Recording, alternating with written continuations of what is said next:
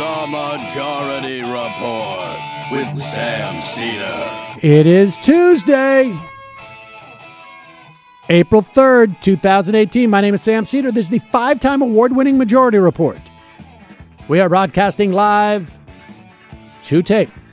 Steps from the industrially ravaged Gowanus Canal in the heartland of America, downtown Brooklyn, USA. Yes, ladies and gentlemen, one of our famous vacation shows. Why is it so famous, Sam?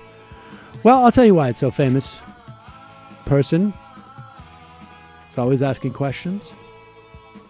Because when we go on vacation, the show does not.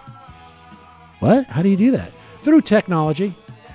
Through recording, digital recording technology. Right now, I'm probably somewhere having an argument with my kids about, no, you cannot watch TV. We're going out and doing something. What are we doing? We'll go to the zoo. We'll go to the park. Do your homework. I don't care if you don't have any. Just do it. Get ahead. But you get to hear a brand new interview. This one is going to be with Brian Alexander. He is a journalist who returned to his home of Lancaster, Ohio. Lancaster, Ohio. Not Lancaster. Ohio. And wrote about, chronicled the decline of this city in the book Glass House, the 1% Economy, and the Shattering of the All-American Town. Now, some features of this All-American Town, very All-American, also considered one of the whitest towns. I think they referred to themselves as one of the whitest cities, towns in the country. But it is, it's a fascinating look into how the way, I mean, to a certain extent, our municipalities were set up around companies, right? And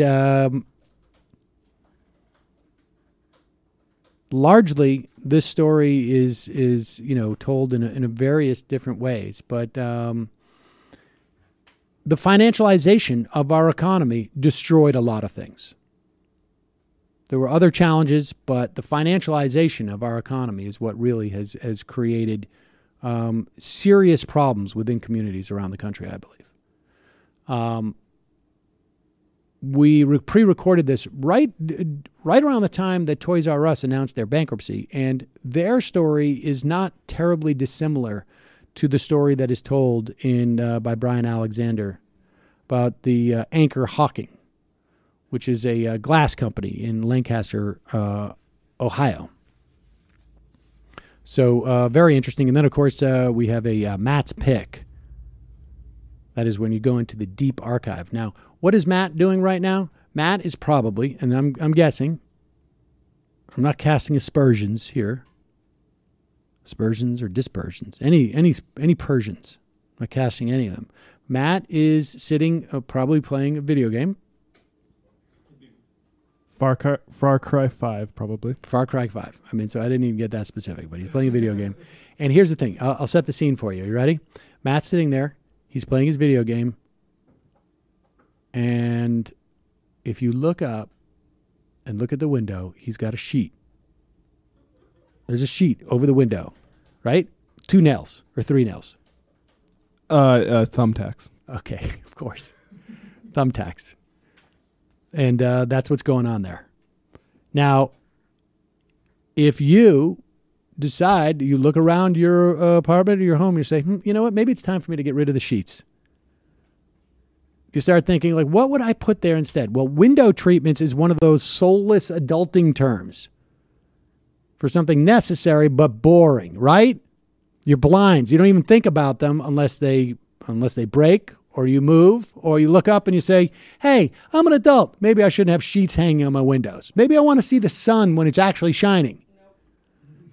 Well, with some people, not everybody in this office. But when they're right, everything in your house looks better. When they're wrong, everything in your home looks like garbage. But I appreciate this. Taking the time to pick out and buy blinds sounds expensive, sounds kind of boring.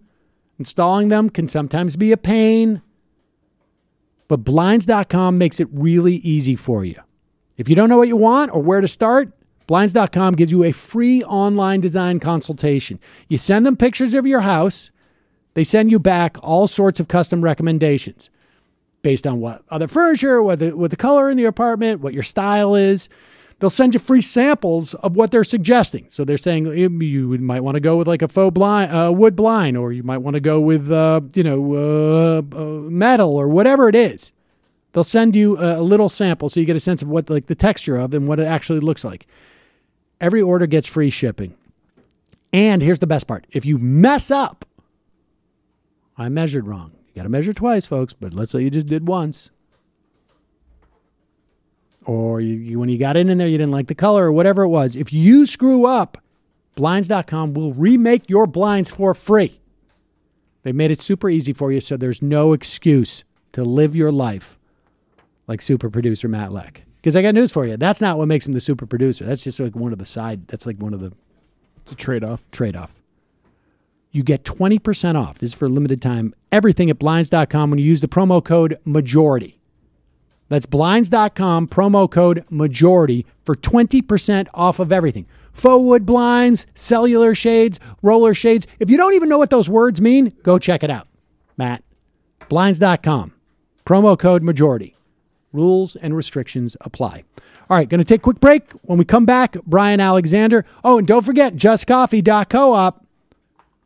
30% off all this month. Check it out. Get the 5-pound bags. Try all the different types of coffee you want to try. Now is the time. All right, we take a quick break. We come back. Brian Alexander, his book, The Glass House, The 1% Economy and the Shattering of an All-American Town. Back in a sec.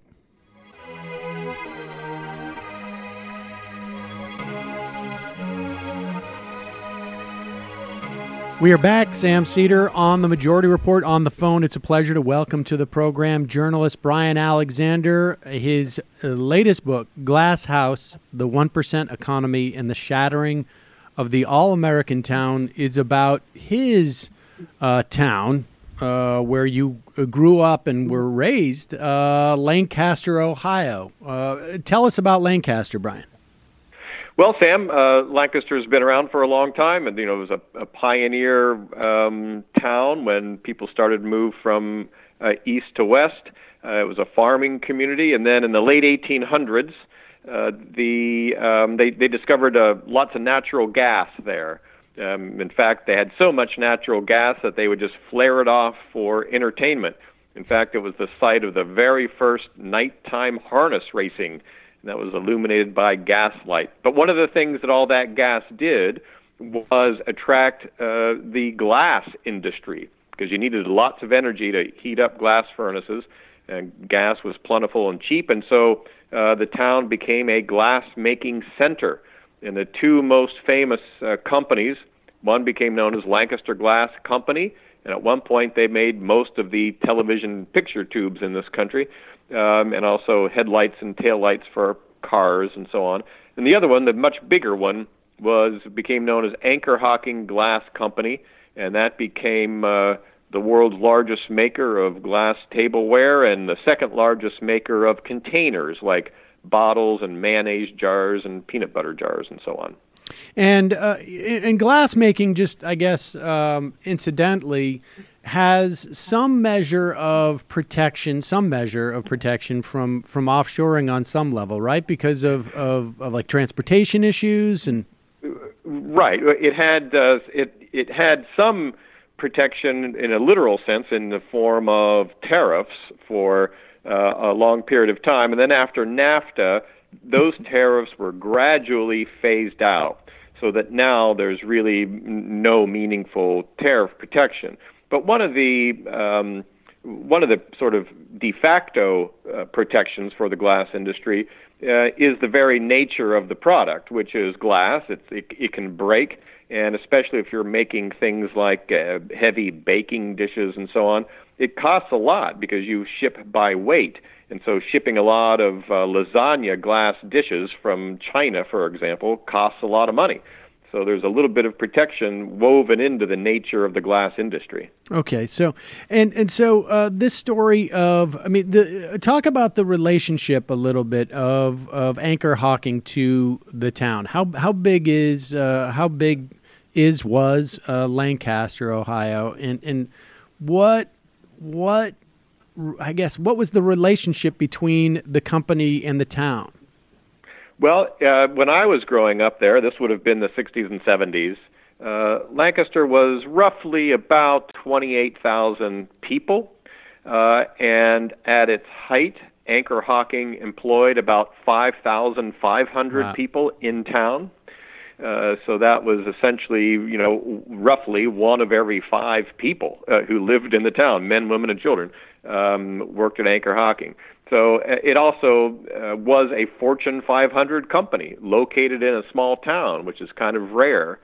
So all the executives lived there, the CEO lived there, they were involved in the town, their kids went to the public schools, the executives became civic leaders.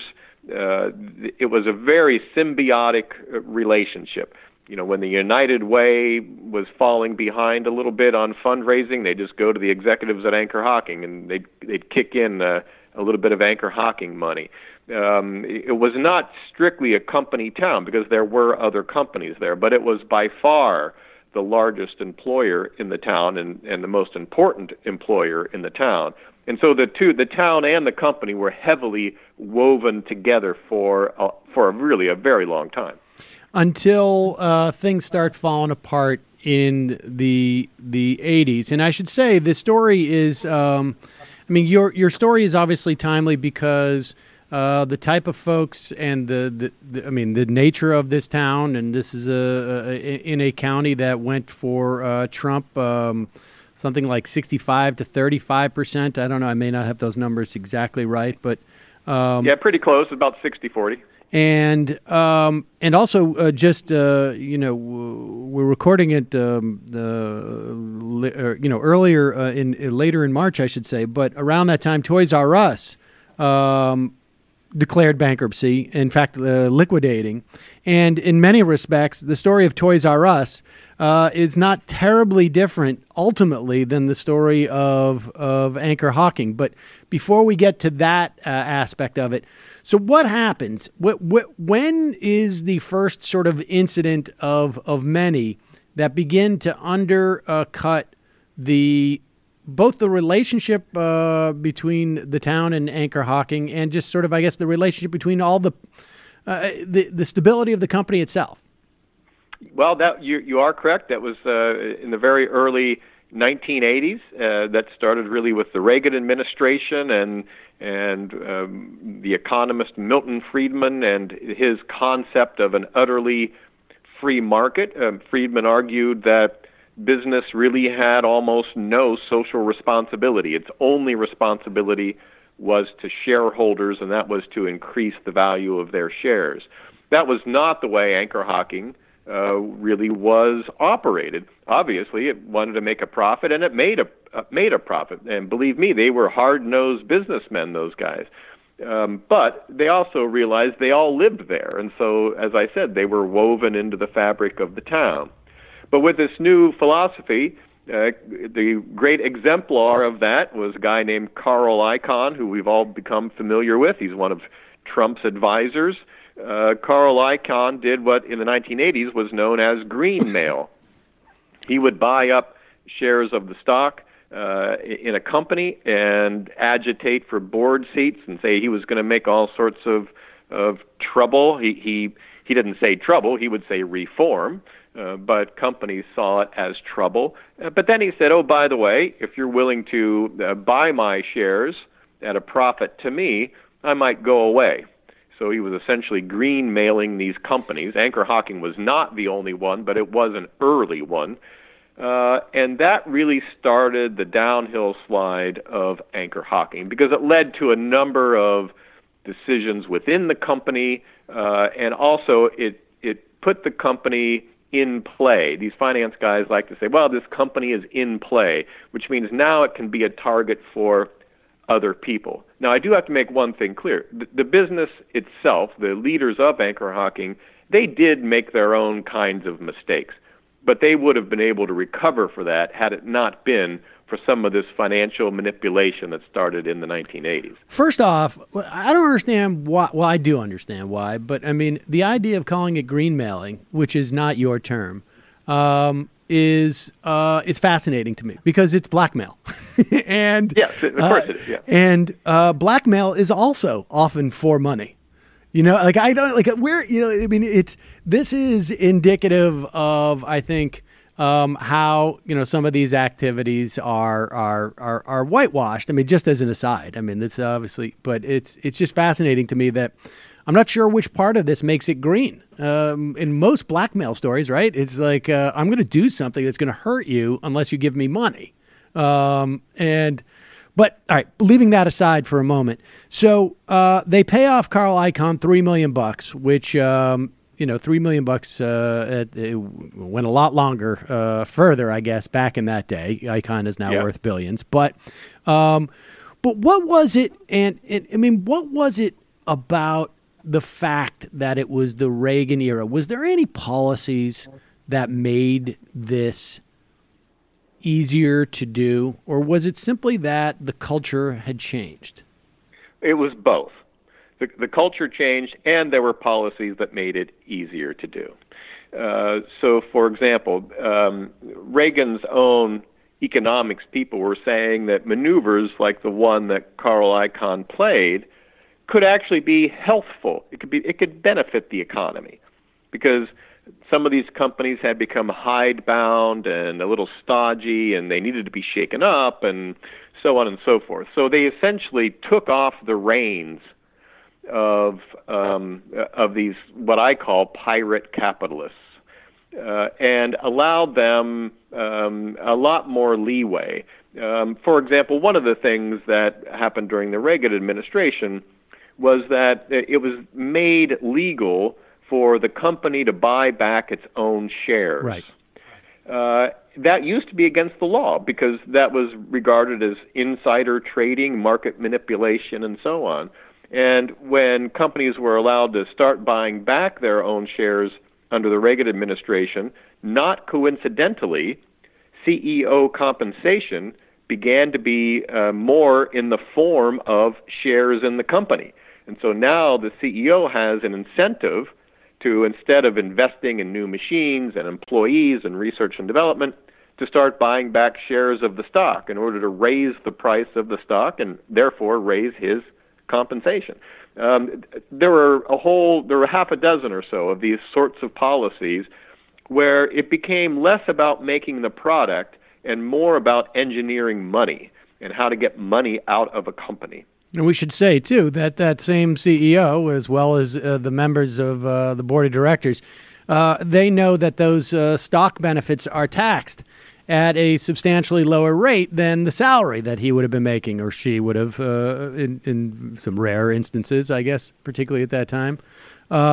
So we have these so-called reforms that unleash the disruptive and creative destruction of the free market.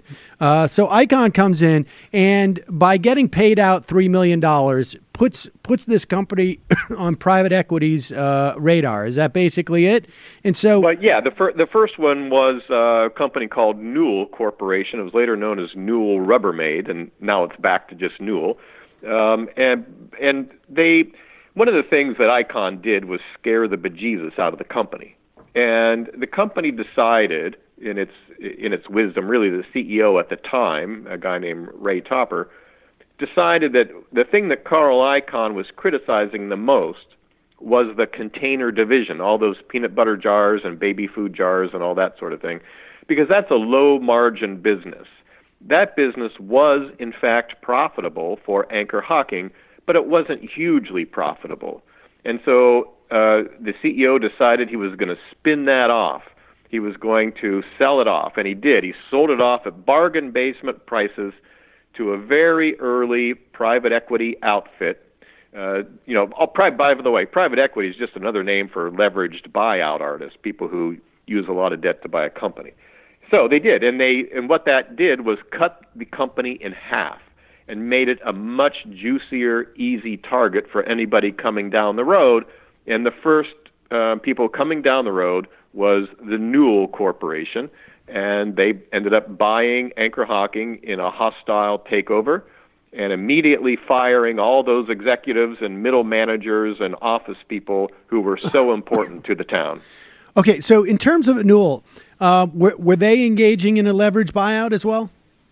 They did engage in a leveraged buyout. It was not a private equity buyout. It was its own company, but they used a lot of debt, and they actually got some of that debt from a sketchy Arizona savings and loan. If people old enough might recall the savings and loan debacle of the late 1980s, this was one of those savings and loans, and in fact, the guy who ran that savings and loan ended up pleading guilty to felonies, although he later wound up right back on the Newell board. But he supplied a lot of the money that Newell used for its takeover spree, not only of Anchor Hocking, but of other companies. I guess we will get to more of a leverage buyout when we talk about Cerberus. But Cerberus Capital, yep. All right, but let's stay with Newell for a moment.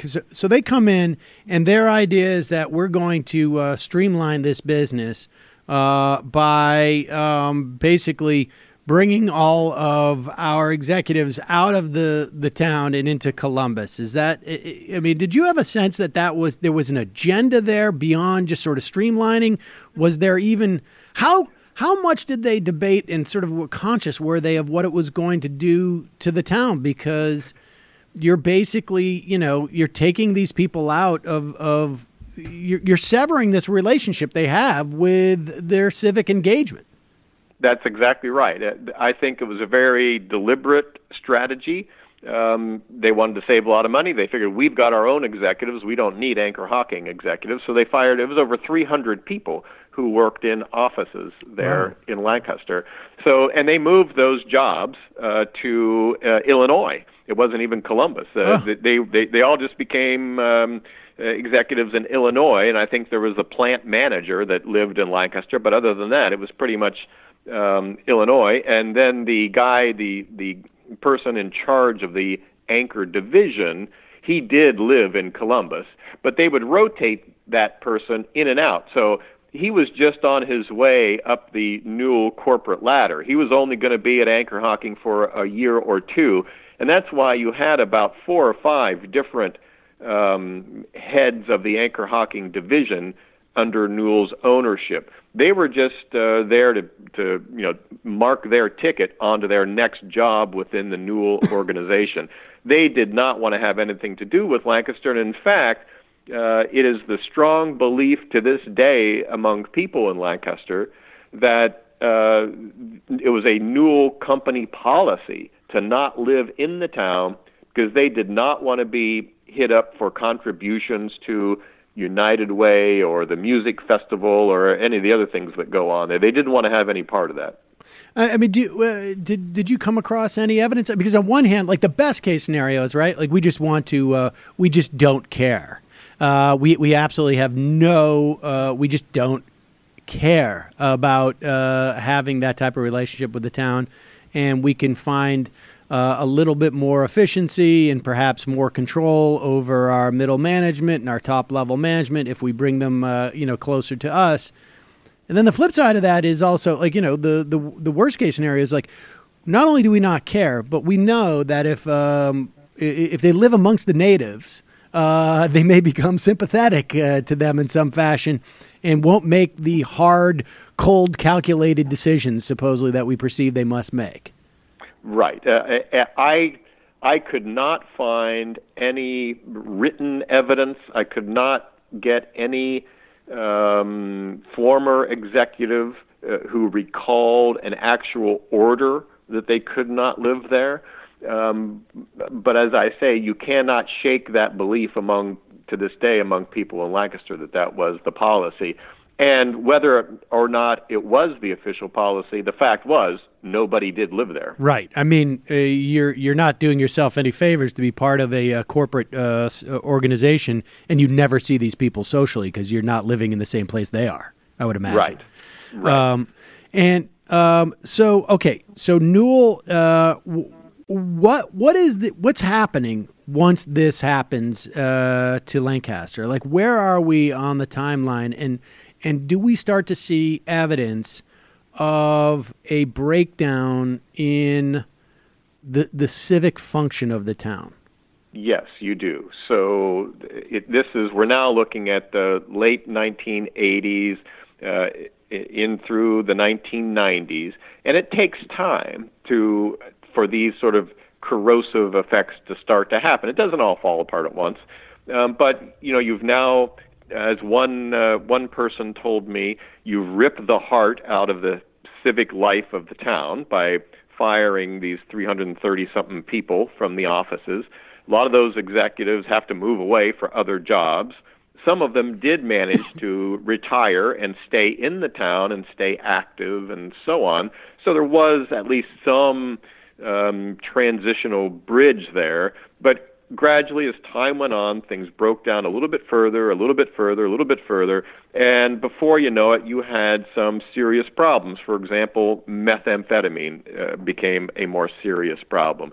This was, of course, before the current heroin issue. There became more corruption in city government. Some city officials wound up being investigated and later convicted for crimes. There was a sheriff who went to state prison. The bottom line of all this is people began to lose faith. The structure of the community, the structure of their economic lives began to fray. And they began to think, what did I do wrong? What did this town do wrong? And in fact, it didn't do anything wrong. It obeyed all the rules, and yet it still began to suffer. And people began to say to themselves, well, screw that. Why am I going to bother obeying all the rules? I'm upholding my end of the social contract. Somebody somewhere is not upholding their end, so what's the point in me doing it? And so as time went on, as kids watched their parents lose their jobs, they became disillusioned. And now we are about a generation and a half into this, and you're really harvesting the fruits of some of this erosion. All right. And so before we move sort of forward on the timeline of the sort of the corporate takeovers and whatnot, I should just say that, you tell this story through a series of characters who, give their perspective on the changing aspects of the town. One of them is a police officer in charge of the major crime units, a guy named Eric Brown. I mean, just take a moment just to tell us a little bit about him and how he perceived this. But also, were there other factors that were going on in the late 80s to do this? Or, I would imagine it's hard to overstate the implications of 1 out of every 5 people, never mind like working age, right? I would imagine it was closer to like 1 out of 4 or 1 out of 3 working age people were affiliated with this company. Because I imagine too, I have a diner, half my clientele, if I have a bar, half my clientele works at this place. If they're not doing well, I'm not doing well. So, from the perspective of a guy like Eric Brown or from others, how conscious were they of what was going on? Oh, very. Well, they weren't fully conscious of the boardroom stuff, but they were very conscious of what was beginning to happen to their town. And so, for example, there used to be a mold works in Lancaster called Stuck Mold, and they made molds for a variety of companies, but a lot of the lion's share of their business was with Anchor Hocking.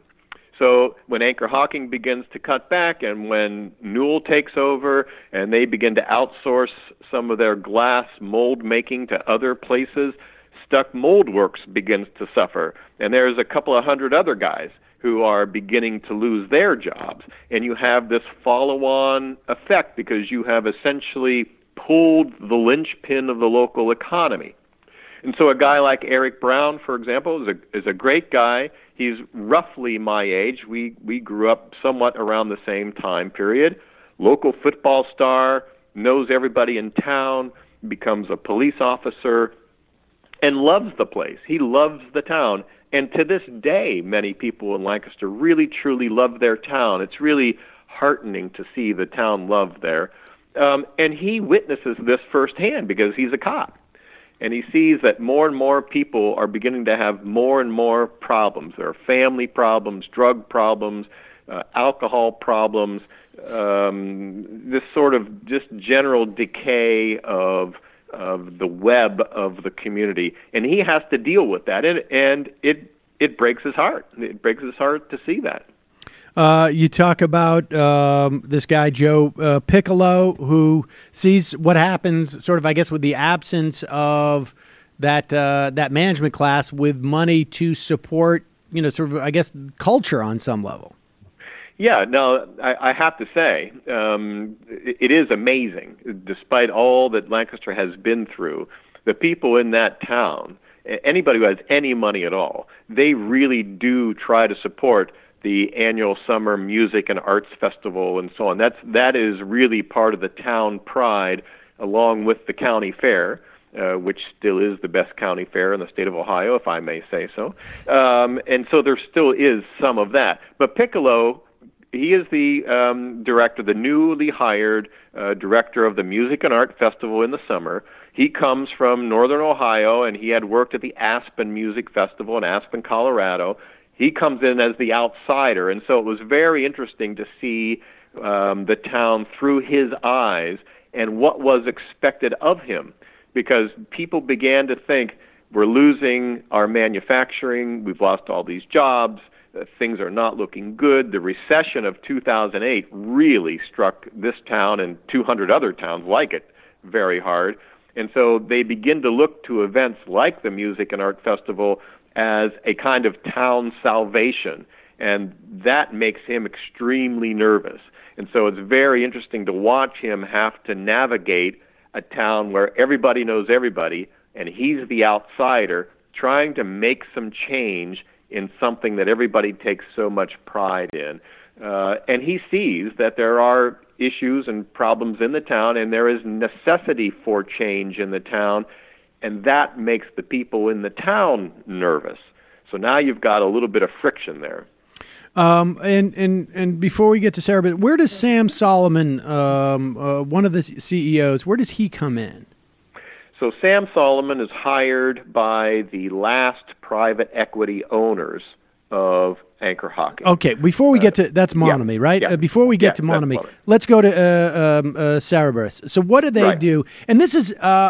I recognize these guys as the owners of, and I can't remember exactly which make of weapon it was used in the Sandy Hook shooting in Newtown, in Remington, and my understanding is that the CEO of Cerberus's dad lived in that community. And that's how they decided to divest themselves of that, is that his father couldn't walk around Sandy Hook anymore with all his neighbors.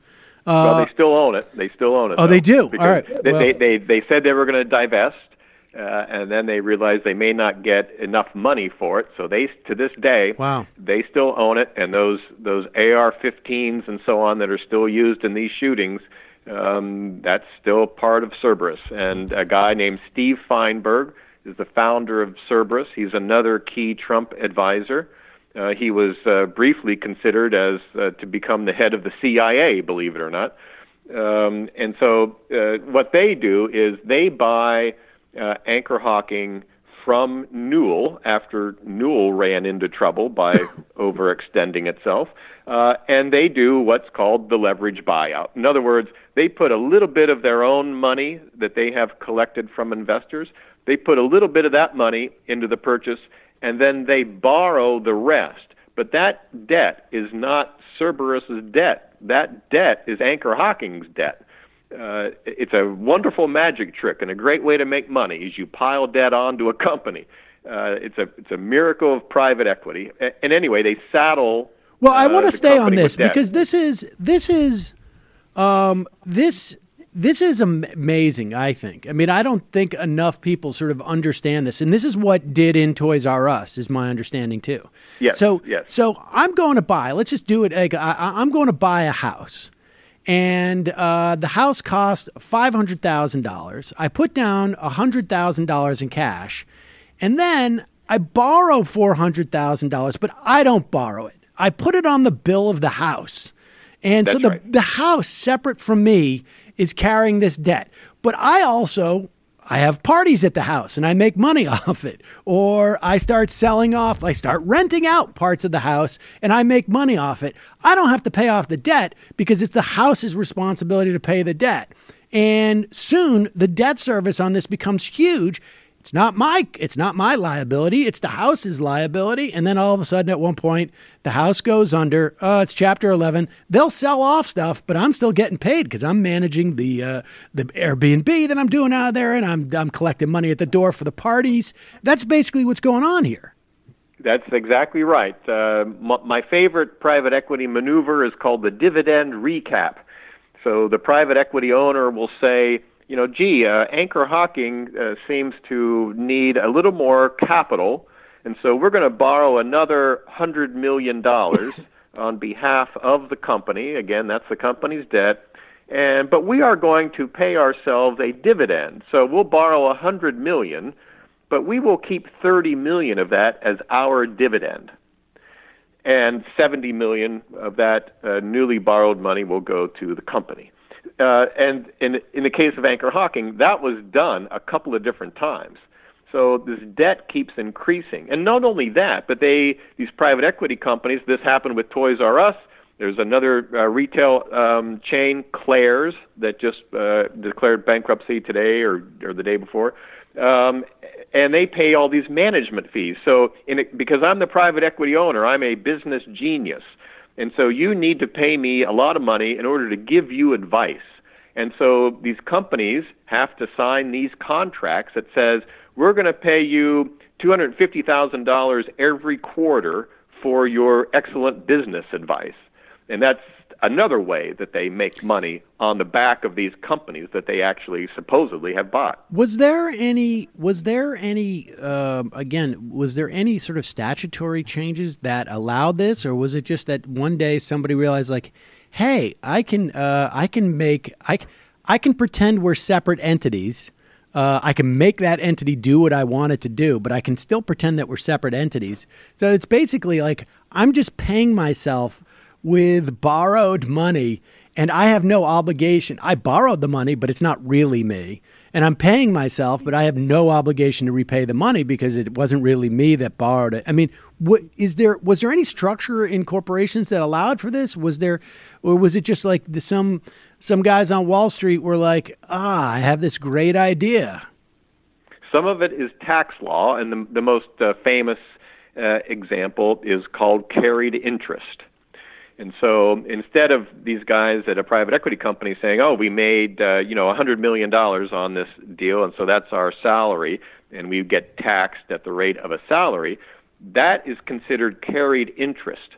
And that is taxed at a 29.3 or something like that tax rate, the carried interest tax rate, which is far lower than they would have to be paying otherwise. And so the tax laws actually incentivize people to do this kind of behavior because they pay a lot lower taxes. So we are incentivizing destruction. Wonderful. So after Cerberus, what happens with Cerberus? They tell us what happens to Anchor Hocking at that point. Is they have all this debt. Cerberus smashed Anchor Hocking together with two other former Newell companies, and they have all this debt, and within 2 years, they're in bankruptcy court. So they declare bankruptcy. And the whole, we could go on for hours about the intricacies of, in my view, the scam of bankruptcy law. And they managed to foist the pension off onto the Pension Benefit Guarantee Corporation, which is another trick that private equity employers often do. But to make a long story short, they have an auction of the remaining bits of the company, and another private equity outfit called Monomoy Capital Management buys Anchor Hocking from out of the bankruptcy. And they paid, if I recall correctly, about $70 million for it.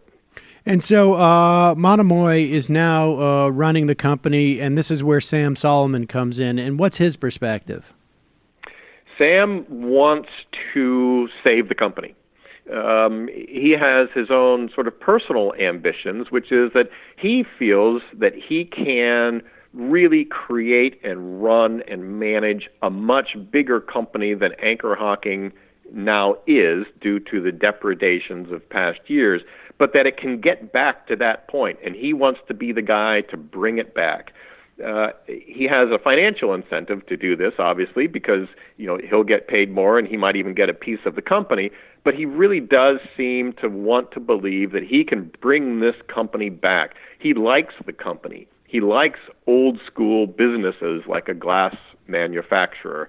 He believes that the company is not really a $70 million company, that if it's managed correctly, it can be a $300 million company, and in relatively short order. And so that's his goal when he comes in. And what are the obstacles that he finds to that? Well, this debt is really handcuffing him. At our very first meeting, he pointed out the debt issue, and that if it kept going the way it was, they were going to wind up in bankruptcy, and he was going to try to be preventing that. One of the things that all this debt does is prevents you from maintaining the facilities, and so he had a real problem with maintenance and just running the place. And was this debt not discharged during the bankruptcy? During the first bankruptcy, during the Cerberus bankruptcy, the debt was discharged. But remember, Monomoy had to borrow money in order to buy the company. And so that company Anchor Hocking now has new debt, which is the leverage that Monomoy used. And they also began to incur more debt as time went on. So, for example, one of the things that Monomoy did, and it's another play out of the private equity playbook, they did what's called a sale leaseback. So Anchor Hocking owned outright its own distribution center, and it had owned that since the 1960s. That's all their stuff was shipped out of there. Well, Monomoy sold the distribution center to what's called a vulture real estate outfit, and then leased that back. So they now had to pay $2.5 million a year to lease what they owned outright, and it cost them nothing before. So that's another $2.5 million obligation that they have to do. And exactly how the 20-something million dollars for the sale of the distribution center was distributed remains a little bit fuzzy. We don't know how much Monomoy got of that, if they got any of it or not. But in any event, Anchor Hocking now has to pay $2.5 million it never had to pay before. So wait a second. So Monomoy sells off the distributor, the distribution center. Then they turn back and they rent it. So that $20 million, theoretically, I mean, this is, I think, the thing that people need to understand is that, like, there's Monomoy, and then there's the CEOs of that company, or the CEO of that company, and the board of directors and the C-suite, who are basically running their own little cottage industry, and almost like that's their day job, and their other gig is running Monomoy, and one hand pays the other. It's just that one is not their hand; one is actually just the corporation. I mean, that's sort of what's going on, isn't it? Yes, in my opinion, there is inherent conflict of interest because, Monomoy has a portfolio, like any private equity company, they have a portfolio of companies that they are responsible for. Anchor Hocking was not the only company that they purchased out of this particular fund. They had 5 or 6, if I recall correctly, other companies, and they are also sitting on the boards of those companies.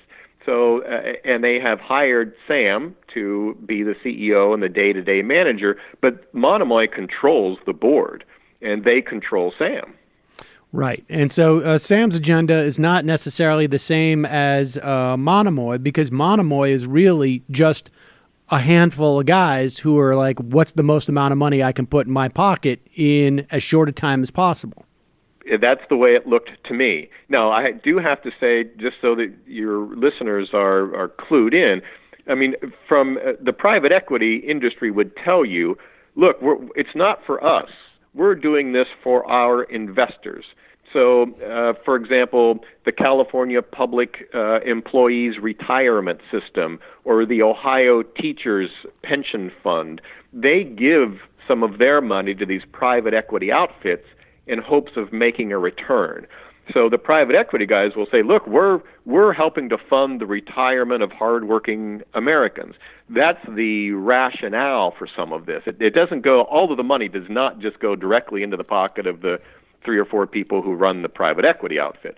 They have to pay off their investors, and they argue that they provide much higher returns to these pension funds and so on than would, say, the stock market. As a matter of fact, new research has shown that they pay less than if you just put some of that money into an S&P 500 index fund or something like that. Right. So, and I should tell people that, it's not like these pension funds are coming and saying like, well, I'm going to suss out a hedge fund to do that. It's their barrage. Like if you run a pension fund, it's like being a doctor, with the pharmaceutical companies coming to get you to sell their drugs, essentially. All right, so Monomy happens, then they can't get anywhere, or I should say Sam Solomon, who actually wants to build a company, can't get anywhere because of the massive amount of debt. And then finally, where do we land? Well, there's a shutdown. They shut the whole place down, and then they sort of restarted after Monomoy kicks back about another $20 million to bridge some loan covenants. But then ultimately it ends up right back in bankruptcy. And to this day, Anchor Hocking, which is also, let me backtrack. It ends up in bankruptcy, and the former creditors, which are big financial institutions like Nationwide Insurance and Voya, the little orange rabbit and dollar bills you see on the commercials, Western Asset Management, these sort of behind-the-scenes finance companies, they own the company now. It is now called Oneida Group because it is the creation of Monomoy. They joined Oneida Silverware company with Anchor Hocking. So the whole place is now called Oneida Group. And ultimately, they will sell the company. These Nationwide Insurance and Voya and the others are not in the glass business. They're in the money business. They don't want to really own a company. And so they're hoping that through some good management and so on, the company will come back and they'll be able to sell it at a profit in the long run. And how many people work there today? Well, in Lancaster, there is roughly 750 or so people. One of the things that the new management did was they laid off almost all the customer service people and brought in this Indian company called Infosys, and made those people the employees of Infosys. So those employees now don't work for the company anymore, they work for Infosys. And so they're the ones handling some of those calls, but they also outsourced customer service to Costa Rica. And so some of those calls now go to Costa Rica. The headquarters moved from Lancaster to Columbus into a nice office building in Columbus. And so the ultimate goal, I guess, is to spruce up this company, get it to be at least somewhat profitable again, and then sell it to somebody. And who knows what that future is. But it is interesting that from 5,500 people, Anchor Hocking is now down to about 750 or so people. And is it Brian Gossett, the guy who works there, who talks about, or was it? I'm sorry, my notes. Well, Brian did. He was a young man who worked there and ultimately became disillusioned with working there, and he went to work for a shoe warehouse, fulfilling orders from a warehouse. I saw Brian just about 10 days ago when I was back in Lancaster, and he now works for a box company making boxes, making cardboard boxes, and he actually likes that a lot, and he's getting paid a bit more money and has good benefits. So he's there's a happy ending there for Brian. And we should say, though, those folks who are still working at the glass factory, wages have gone way down. There's no contributions, matching contributions to 401k plans. There is a new, since the book came out, there is a new contract, and they got a very minor raise. And I don't know where the 401k stands now. As of the time of the end of the book, there was no 401k contribution, no pension contribution, and so on. The one development I can say is they did, in fact, get a little bit of a raise with their new contract. And I think part of that was to buy labor peace in order to make the company a little more attractive to a potential buyer. All right. So lastly, let's also just, and I was remiss in not mentioning this because I wonder how much, and I only ask you this in terms of like when we look at Trump. Lancaster was at least referred to itself as like the whitest town in America. There was a very strong presence of KKK in the 20s, you tell us. How much of Donald Trump's appeal was like, he was the one who was talking to these people. Obviously, like Carl Icahn and Feinberg are his good buddies, but an average person on the street wouldn't know that necessarily. But even if they did, he was the one who's saying, "You're living in a hellhole, and I'm going to make it better, or I'm going to bring back American jobs," or whether you could believe him or not, he was at least articulating, I get that it's a mess there. How much, though, was like his appeals? I mean, are we looking at like his appeals to racism as something that was just not a problem for people because of maybe that history? I mean, there was sort of like this latent quality of racism where, those type of appeals are not disqualifying. What's the relationship between those two things? I've been trying to figure that out since November. It is a real morass, to be honest. There is certainly racism in the town. There's no doubt about that. It is not all pervasive. There are people who are not at all racist in the town, and in some ways, the town is really coming around a little bit regarding things like race and homophobia and so on. But there is an element in the town, unquestionably, that has a racist philosophy and a racist outlook.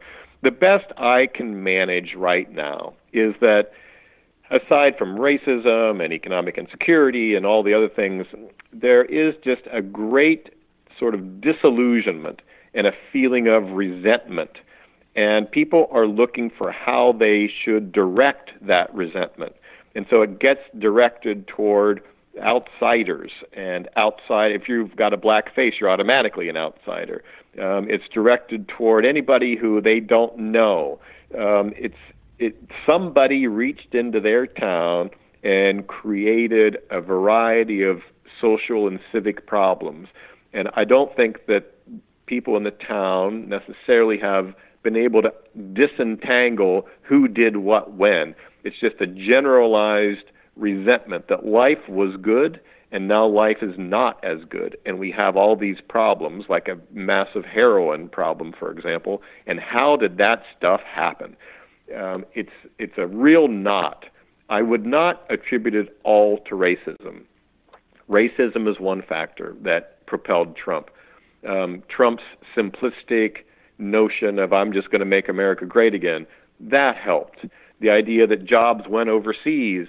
The Clinton administration has a little bit to answer for here too. Everybody said ultimately NAFTA is going to be good for you. NAFTA is going to be good for you, and if there's any job losses, there's going to be this great retraining and so on. Well, it didn't work for people in Lancaster, Ohio, or a lot of other places. So that mattered also. I guess there is just an overwhelming feeling that something went deeply wrong, and I didn't do it. I was obeying the rules. and people are not obeying the rules, and they seem to be getting ahead with government benefits and so on and so forth. And people, that just grates the hell out of people. Right. Well, I guess everybody needs a narrative, and Trump was the only one who showed up and delivered one as I guess. As twisted as it was, and in certain areas, this type of racism doesn't move people, which in itself I think is probably also racist. But it is a fascinating look, and I can't encourage people to read it enough. Brian Alexander, the book is Glass House, The 1% Economy and the Shattering of the All-American Town. Thanks so much for your time today. I really appreciate it. Sam, thank you very much for the opportunity.